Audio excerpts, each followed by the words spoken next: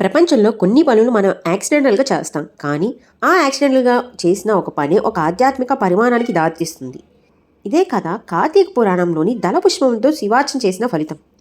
ఒకప్పుడు హిమాలయ పర్వతాల మధ్యలో ఒక దట్టమైన అరణ్యం ఉండేది. ఆ అడవిలో వేటాడుతూ జీవించే ఒక వేటగాడు ఉండేవాడు. ఆయన పేరు సుగ్రీవుడు. పాపపుణ్యాల గురించి అతనికి తెలియదు. భగవంతుడి స్మరణం అతని జీవితంలో ఎప్పుడు చేయలేదు. అసలు శివుడు ముఖమే చూడలేదు. ఒకరోజు సాయంత్రం వరకు వేటలో విఫలమై అలసిపోయి ఒక పెద్ద బిల్వ వృక్షం కింద విశ్రాంతి తీసుకున్నాడు.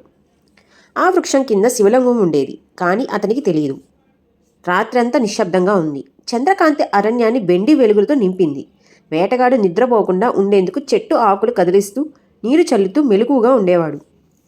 అతను ఊపిన ప్రతి బిల్వదళం చుక్క చుక్కగా చల్లిన నీరు అన్ని శివలింగం మీద పడి ఒక పవిత్ర అభిషేకంలా మారాయి. అతడు అజ్ఞాతంగా శివారాధన చేశాడు. ఉదయం వెలుగులు తాకగానే వేటగాడు అడవిలోకి వెళ్ళాడు. అక్కడ జరిగిన ఘోర యుద్ధంలో అతను మరణించాడు. తన పాపాలతో అతని ఆత్మను యమదూతలు పట్టుకునే సమయానికి ఆకాశం మార్మోగింది.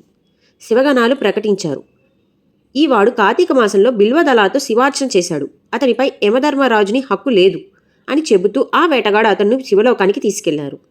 మనకు ఇది ఒక గాఢమైన సందేశం ఇస్తుంది. భక్తి అనేది ఉద్దేశం కాదు, భావం. మనస్ఫూర్తిగా లేదా యాదృచ్ఛికంగా అయినా శివుని స్మరించినా ఆయన మనల్ని రక్షిస్తాడని. బిల్వదళం ఒక్కటి కూడా శివుని పాదాలపై పడితే అది కోటి పుణ్యానికి సమానం. అందుకే పురాణం చెబుతుంది, బిల్వదళై శివార్చనం పాపనాశనం భవంతి అని. కార్తీక మాసంలో శివుని ఆరాధించండి, బిల్వదళాన్ని సమర్పించండి, దీపం వెలిగించండి. మీ జీవితంలో వెలుగులు నిండిపోతాయి. అలానే ఒకరికి సహాయం చేస్తూ ఎప్పుడు మంచితనంతో ఉండండి. ఓం నమః శివాయ అని కామెంట్ చేయండి. ఇలాంటి ఇంట్రెస్టింగ్ ఆధ్యాత్మిక విషయాల కోసం సబ్స్క్రైబ్ చేయండి టాక్స్ ఆఫ్ తన్వి. మీకు ఈ వీడియో నచ్చినట్లయితే please comment, like and share.